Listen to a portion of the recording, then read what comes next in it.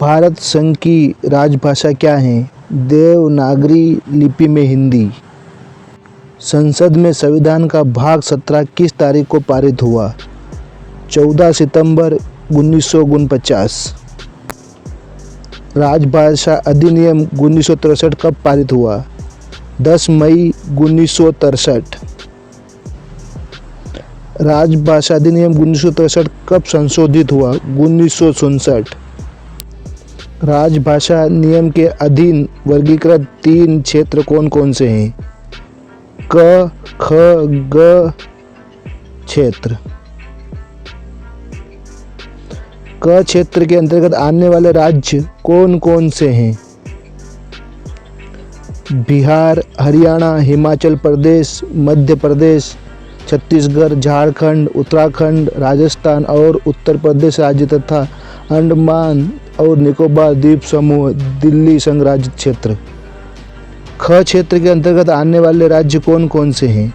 गुजरात, महाराष्ट्र और पंजाब राज्य तथा चंडीगढ़, दमन दीव तथा दादर और नगर हवेली राज्य क्षेत्र। ग क्षेत्र के अंतर्गत आने वाले राज्य कौन कौन से हैं?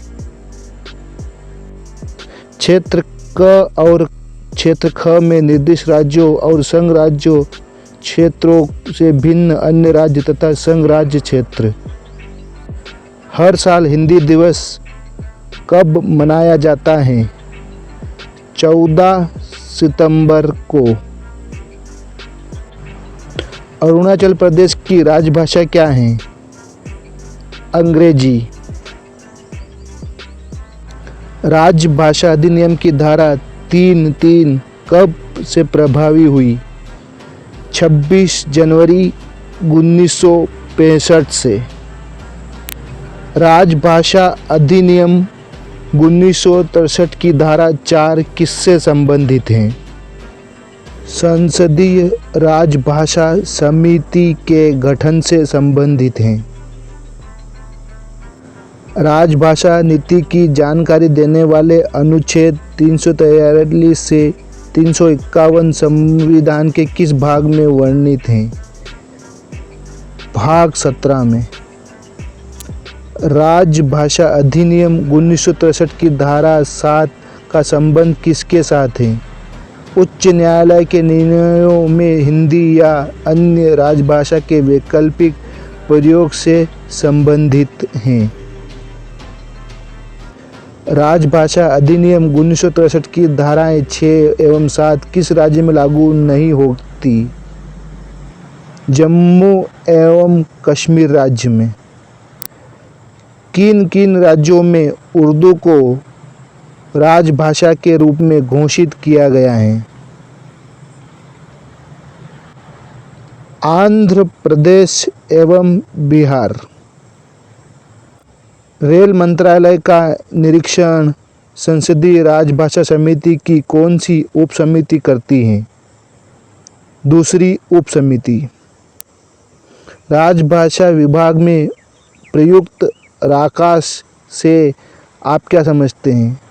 राजभाषा कार्यान्वयन समिति।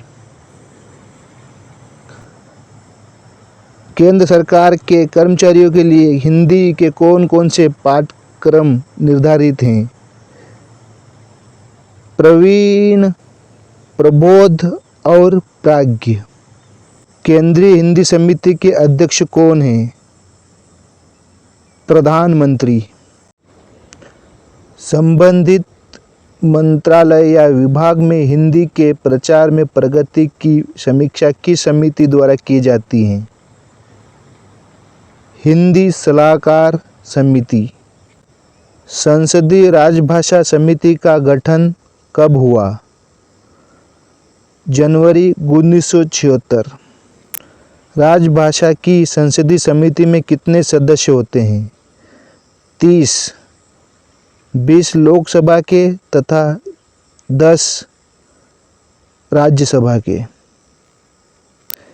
केंद्र सरकार के अधिकारियों एवं कर्मचारियों के नाम, पदनाम एवं साइन बोर्ड को भाषा की दृष्टि से किस प्रकार क्रम में प्रदर्शित किया जाता है?